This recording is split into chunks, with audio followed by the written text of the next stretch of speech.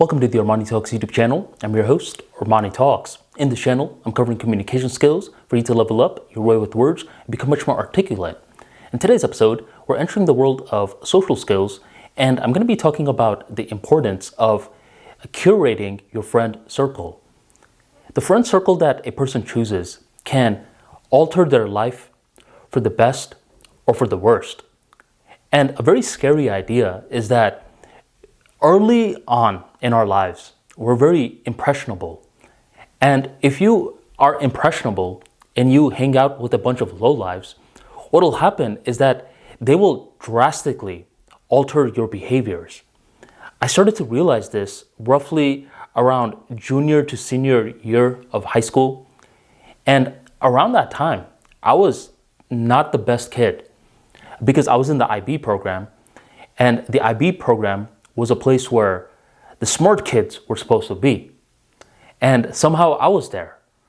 And like routinely when I would go to class, I would be reminded how I wasn't smart like the other kids there. Here they were getting 80s, 90s, some were getting 100s on their tests.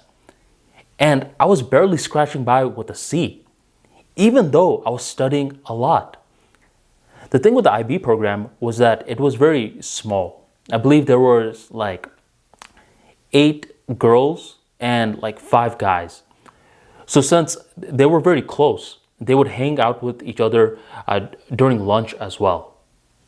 I didn't like that. It's like I'm already going to classes with you guys. Like I don't want to eat with you guys as well.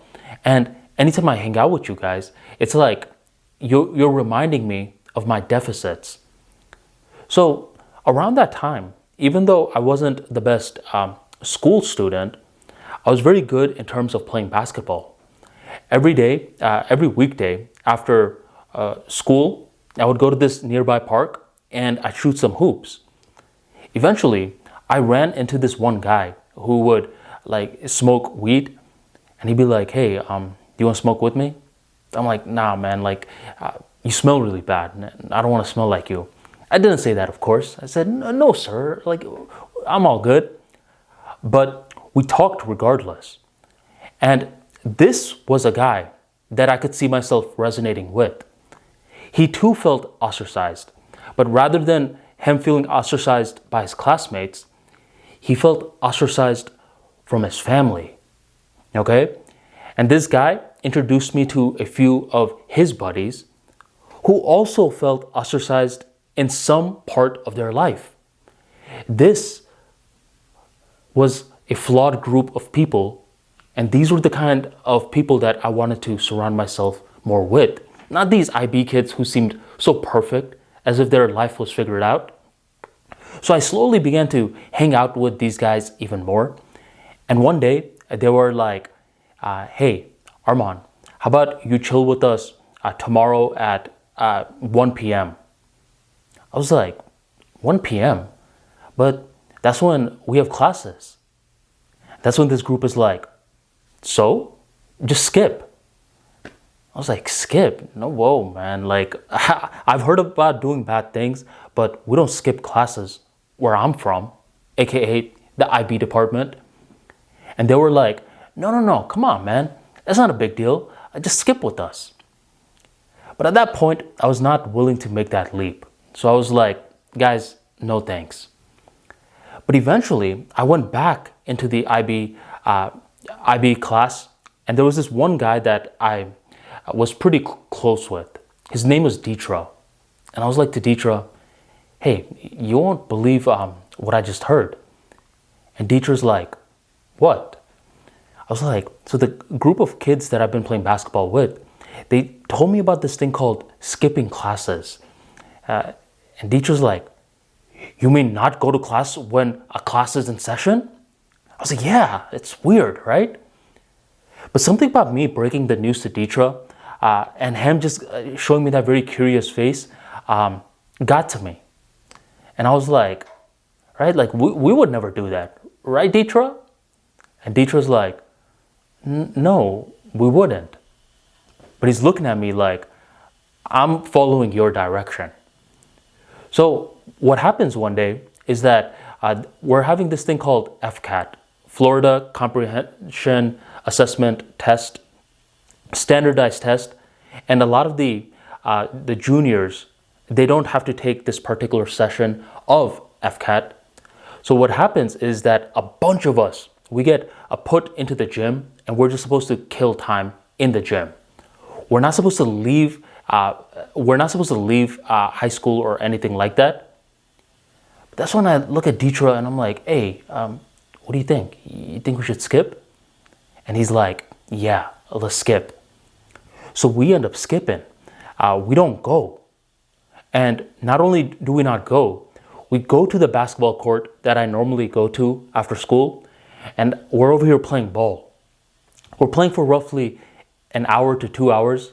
We're like, hey, we should skip more often. This is very easy to do.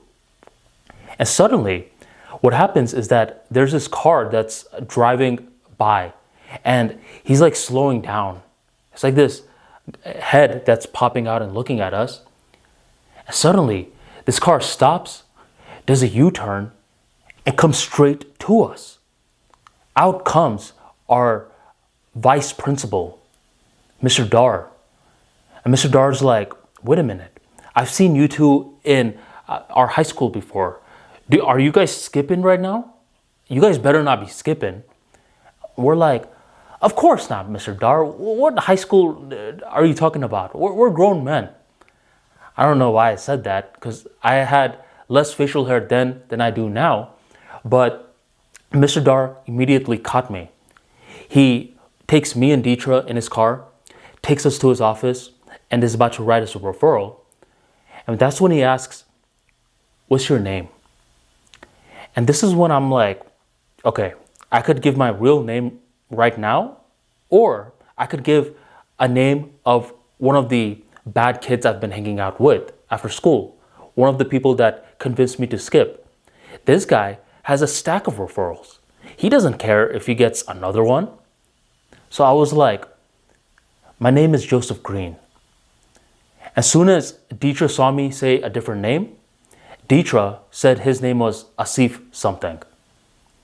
And just like that, we got our referrals and we went to our respective classes. We felt like we cheated the system. We felt so good. Eventually, there were different kids who were like, hey, we didn't see you at the gym, but you're at this class, what gives? We're telling them, we're like, we just got done skipping. We got caught, but not really. We felt good. I still recall this day like it was yesterday. By our last class, it was Spanish class with Ms. Darna. It's like 15 minutes left in the class. By the 14th minute mark, the door slams open, right? And I see Mr. Dar's face scanning the class, finds me with big bulging eyes, and is like, you, come here right now. I was like, what the heck? Ms. Darna looks at me, a bunch of the kids from my class look at me, and my body feels numb. I grab my stuff and I'm walking with him. And it was by far one of the longest walks of my life. He's like, you're in a lot of trouble right now. A lot of trouble. And eventually I go to his office. I see Dietra, like, who's shaking. Like, he almost has a panic attack. Mr. Dar said that he tried to write the referral, but something seemed wrong. So he went through the yearbook.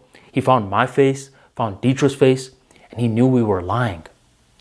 Just like that, instead of us getting a slight referral, we got suspended for an entire week. That week was one of the toughest weeks because what I would hear was a bunch of people gossiping about me. I kid you not, I actually became famous, which is weird.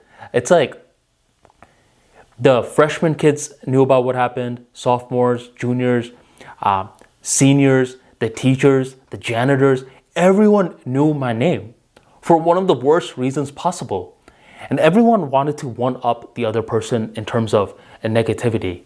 They're like, you didn't hear what Arman and Dietra did? They beat up this guy. They punched him in the face. They spit on him. And then they skipped school. just amping up the story, making it worse than ever. And you know who else heard this story? I would call them the bad kids. The kids that initially inspired me to do something like that. So by the time that I come back from this 5-day suspension, these kids have this glow to their eyes. They're like, good job, Arman. First referral of many. First suspension of many more to come. And they start telling me about the first time they got suspended with this very proud look. They're like, so when are you going to get in trouble next? And this was a peek into what I noticed. With kids that don't have a purpose, that you could even say are bad kids. It may seem bad to say it, but it's like, we all know groups like that. They're just taking it day by day, floating around in life, right? They pretty much elevate your standing within the group based off of bad incentives. So they'll be like, who can drink more? Who could get suspended more? Who can beat up this guy that the rest of us don't want to beat up? And they're basically having this incentive that is propelling your behaviors to do the worst thing possible. So once you win, you actually end up losing. You play stupid games, you win stupid prizes, just like I found out. And it was very difficult to just distance from this group. It's like after a while, I was like, I just can't chill with them. I'm actually going to chill with the IB kids more. They seem like they have their head on straight. And anytime I was sitting with the IB kids, rather than the bad kids, they'd be like, oh, come on, man. Like, you used to play ball with us. You used to do all these other stuff with us. How come you don't want to chill with us anymore? And it's difficult. It's like in a perfect world, you tell someone goodbye and they leave. But in the real world, you tell someone goodbye and they try to negotiate with you. They try to keep coming back and they're like, come on, man. What are you doing? You belong with us. So with curating the social circle, I believe it helps every now and then to be lost for a certain while. I'm not saying that you should intentionally make yourself lost. It's like, for me, it's something that just organically happened just because I didn't fit in with the tribe that I was supposed to be a part of. But after then, I was like, nah, I need to hang out with the right people. And even if those right people come down to just 3 people versus 10 people, it's like these 3 people get me. They have their head on straight, even though they're not pursuing the same exact thing in their life as I am pursuing in mine. They at least are pursuing something. And the thing that they're pursuing is something I could see myself pursuing later on, and they could help me with advice.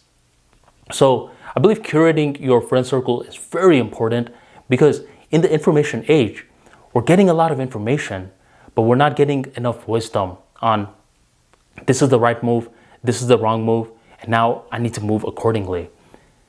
So hopefully you enjoyed this talk. If you want to get more insights into social skills, about finding the right tribe for you by turning the surface level relationship into a deeper relationship and bonding with the people that you already have in your circle, be sure to check out The Charisma King.